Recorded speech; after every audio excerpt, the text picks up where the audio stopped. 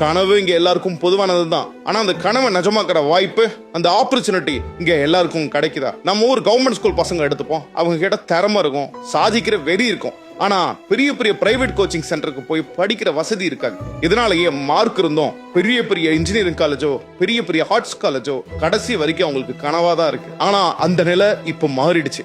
ஸ்டூடெண்ட்ஸ்க்கு ஒரு மிகப்பெரிய ஹோப் உருவாகி இருக்கு. அதுதான் நம்ம அரசு பள்ளியில படிச்சா ஸ்டூடெண்ட்ஸ்க்கு 7.5% உள் ஒதுக்கீடு. மெடிக்கல் காலேஜுக்கு மட்டும் இருந்த இந்த ரிசர்வேஷனை கலை, அறிவியல், பொறியியல், அக்ரி, லானு உயர்கல்வி படிப்புகளுக்கும் எக்ஸ்டெண்ட் பண்ணியிருக்காரு நம்ம முதல்வர். சீட்டு கிடைக்கிறது மட்டும் இல்ல, அப்படி சேர்ற மாணவர்களோட ஃபீஸ், ஹாஸ்டல் சார்ஜஸ், ஏன் கவுன்சிலிங் ஃபீஸ் வரைக்கும் எல்லாமே கவர்மெண்டே ஏத்துக்கும். படிப்புக்கு இனிமே காசு ஒரு தடையே இல்லைன்னு ஒரு சிஸ்டத்தையே கொண்டு வந்திருக்காங்க. ரிசல்ட் என்ன தெரியுமா? இன்னைக்கு ஆயிரக்கணக்கான ஏழை வீட்டு பசங்க டாப் இன்ஜினியரிங் காலேஜ்லயும் ஆர்ட்ஸ் காலேஜ்லயும் கெத்த அரியர் வைக்கிறாங்க. ஒவ்வொரு வருஷமும் சுமார் 40,000க்கும் அதிகமான அரசு பள்ளி மாணவர்கள் இந்த 7.5% ரிசர்வேஷன் மூலமா இன்ஜினியரிங்லயும் ப்ரொஃபஷனல் கோர்ஸ்லயும் சேர்றாங்க. இது வெறும் நம்பர் இல்ல, பல குடும்பங்களோட தலையெழுத்த மாத்த போற சம்பவம். அரசு பள்ளியில படிக்கிறது ஒரு குறை இல்ல, வறுமையின் குறியீடும் இல்ல, அது ஒரு பெருமைன்னு மாத்தினது நம்ம முதல்வர் தான். வசதி இருக்கிறவனுக்கு ஒரு நீதி, இல்லாதவனுக்கு ஒரு நீதின்னு இல்லாம நம்ம பசங்க கவர்மெண்ட் ஸ்கூல்ல படிச்சால இன்டர்நேஷனல் லெவல்ல போட்டி போடணும்னு நம்ம சிஎம் போட்ட அந்த திட்டம்